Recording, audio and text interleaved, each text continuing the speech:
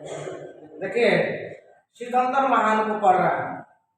सिकंदर महान को पढ़ रहे हैं तो सिकंदर जो था ये मकदूनिया का शासक है। सिकंदर मकदूनिया का शासक है। फिलिप द्वितीय का पुत्र था। सिकंदर का जो पिता का नाम था उनका नाम था फिलिप द्वितीय। अरस्तु का शिष्य है सिकंदर। अरस्तु का शिष्य है, फिलिप द्वितीय का पुत्र है और मकदूनिया का शासक है। 25 वर्ष की उम्र में पूरी दुनिया को जीतते हुए भारतीय उपमहाद्वीप तक पहुंच रहा था। क्लियर है?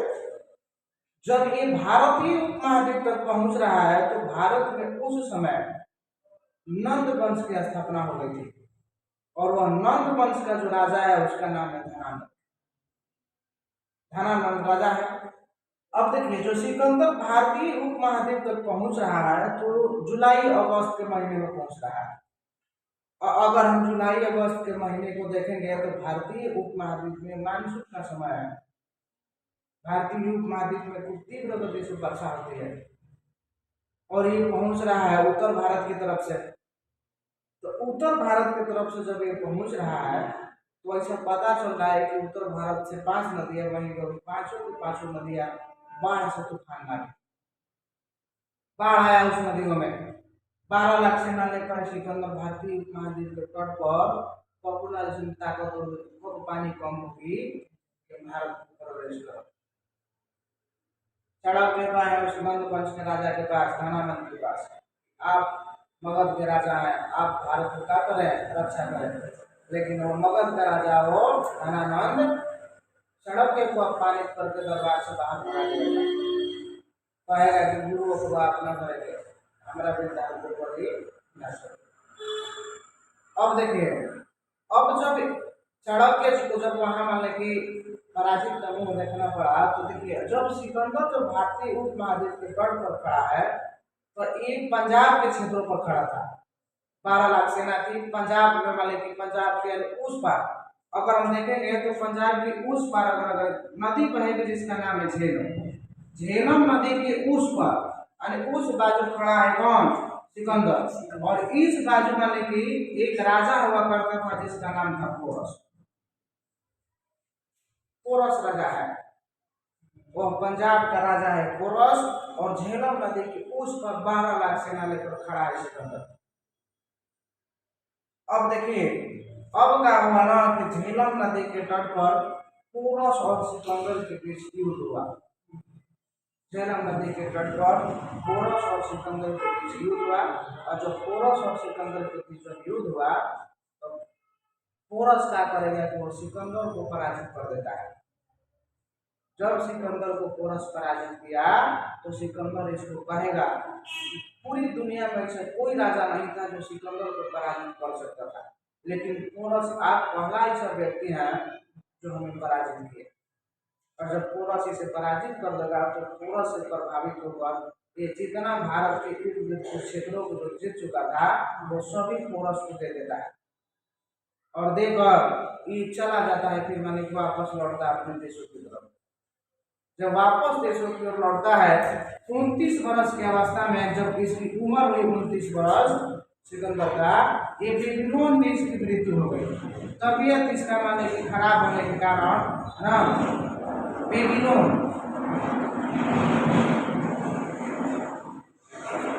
बेबीलोन में इसकी मृत्यु हो गई।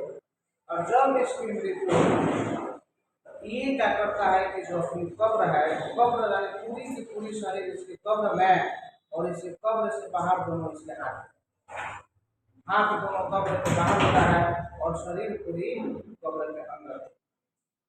ये दुनिया को माने के इंडिकेशन दे गया, ये दुनिया को माने की प्रतीक देकर गया कि इस दुनिया में कोई भी व्यक्ति इतना बड़ा पूरे संसार को जीत चुका था लेकिन मरते समय अपना फूटी कौड़ी भी हाथ पर नहीं खेलेंगे। ये सिकंदर देता है क्या चीज इंडिकेशन समाज को। समझ में आया? सिकंदर फिर से देखिए, सिकंदर महान। सिकंदर महान की कहां से कहानी शुरू होती है कि मकदूनिया का शासक है। मकदूनिया का शासक फिलिप द्वितीय का पुत्र था और अरस्तु का शिष्य है।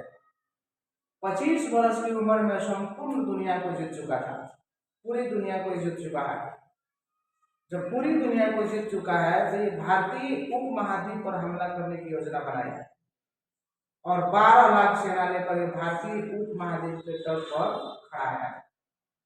जब ये बात पता चली चाणक्य को, चाणक्य तक्षशिला के गुरु थे, जब ये बात पता चला चाणक्य को, चाणक्य नंद वंश का राजा दूसरा राजा धनानंद के पास, और धनानंद के पास गए, धनानंद उस चाणक्य को अपमानित करके भगाता है। सिकंदर जुलाई अगस्त के महीने में भारतीय उपमहाद्वीप तक पहुंचा था। तो उत्तर भारत में बहुत ऐसी सारी नदियां हैं जो बाढ़ आता है उत्तर भारत की नदियों में, और उकरे में भी झेलम नदी की उस पार, झेलम नदी एक माने कि उत्तर भारत में बहने वाली नदी है, इस झेलम नदी की उस पार सिकंदर की सेना खड़ी थी, और इस पार जो था एक पूर्वज नाम का शासक था। जब बाढ़ कम गई और जब बाढ़ कम गई तो सिकंदर और पोरस के बीच युद्ध हुआ, और जब सिकंदर और पोरस के बीच युद्ध हुआ, पोरस सिकंदर को पराजित करता है, और सिकंदर कहेगा कि दुनिया में ऐसा कोई ऐसा राजा नहीं था जो सिकंदर को पराजित कर सकता था, लेकिन पोरस अब पहले ऐसे व्यक्ति हैं जिन्होंने सिकंदर को पराजित किया। इसके पराजित यानी इसके माने कि वीरता पर उन्होंने माने कि इसे संतुष्ट होकर उन्होंने संपूर्ण जितना क्षेत्र माने कि क्षेत्र जीता हुआ था भारत के गिर्द, सब पोरस को देकर वापस चला जाता अपने देश में। 29 वर्ष जब इसकी उम्र होगी तो बेबीलोन में इसका पोरस मृत्यु हुआ, नहीं सिकंदर का, कहानी सिकंदर की है। 29 वर्ष जब सिकंदर की उम्र होगी, पूरी दुनिया में विश्व को जीत चुका है, 29 वर्ष जब इसकी उम्र हुई तो बेबीलोन में इसकी तबीयत बिगड़ने के कारण, तबीयत खराब होने के कारण इसकी मृत्यु हुई, और जब इसकी मृत्यु हुई तो एक कब्र बनवाता है, मृत्यु से पहले कब्र बनवा दिया था, सबको बोला है कि कब्र के अंदर हमारी पूरी की पूरी शरीर होनी चाहिए, हाथ हमारा बाहर होना चाहिए कब्र से, इसलिए बाहर होना चाहिए कि समाज को ये इंडिकेशन जाए, समाज को ये माने कि उसमें समाज में ये उसको माने कि बताया जाए कि जो व्यक्ति पूरी दुनिया को जीत चुका है वो मरते समय फूटी कौड़ी भी अपने हाथ को नहीं ले जाए। ये सिकंदर की कहानी थी। अब देखेंगे मौर्य वंश को। धनानंद अंतिम राजा होगा किसकी? नंद वंश का। नंद वंश का अंतिम राजा है धनानंद, और धनानंद जब अंतिम राजा है तो आपको पता है कि वह चाणक्य को अपमानित करके अपने दरबार से भगा दिया है, और जब दरबार से भगाया है तो चाणक्य का किया। देखिए अब यहाँ थोड़ा सा देखेंगे हम मौर्य की उत्पत्ति को थोड़ा सा। चाणक्य नाम का एक व्यक्ति उस समय का सबसे प्रमुख गुरुवर, और ये जाति से एक ब्राह्मण आदमी थे चाणक्य ना। चाणक्य को जब अपमानित किए तो चाणक्य का हो रहा है कि ये आए थे मगध में, और मगध से जा रहे थे कहाँ? तक्षशिला की ओर।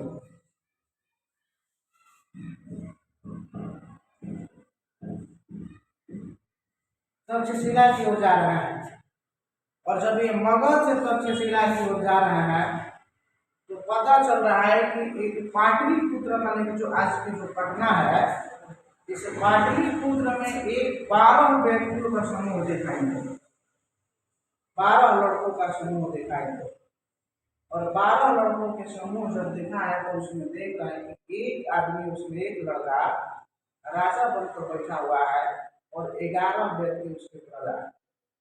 छोटी छोटी लड़का खेल खेल रहा है ना, और खेल खेल रहे हैं तो उसमें पता चल रहा है कि 12 लड़कों में से एक लड़का राजा बना है, और बाकी उसके सारे के सारे प्रजा है। चाणक्य 5 मिनट खड़ा होकर वहां देखेगा वो काशी है, वहां राजा की, वहां जब इनको अपमानित किया गया ना तो सोच रहे थे दिमाग में अपना कि हम नंद वंश का जो अंतिम राजा है धनानंद, उसका कैसे बदला लें। तो जब आ रहे हैं, जब पाटलिपुत्र पहुंचे ना, देखिए मगध से तक्षशिला की ओर जा रहे थे, पाटलिपुत्र जब पहुंचे ही तो देख रहे हैं कि 12 व्यक्तियों का समूह है, उसमें एक राजा बन के बैठा है, बाकी उसके सब राजा। वो जाकर पूछेंगे उस लड़कों से कि आप कौन हो, तो ऐसा प्रतीत है उनको कहना था कि हम गौशाला में काम करने वाले लड़के हैं, और वो सभी के सभी लड़के को गौशाला के मालिक कुछ न कुछ पैसा देकर दूसरे से खरीद चुका था। जब उस राजा के बारे में जब जानेंगे, वही राजा का आगे चलकर चंद्रगुप्त मौर्य हुआ। तो जो वो लड़का था ना, जब वो लड़का से चंद्रगुप्त मौर्य पूछेंगे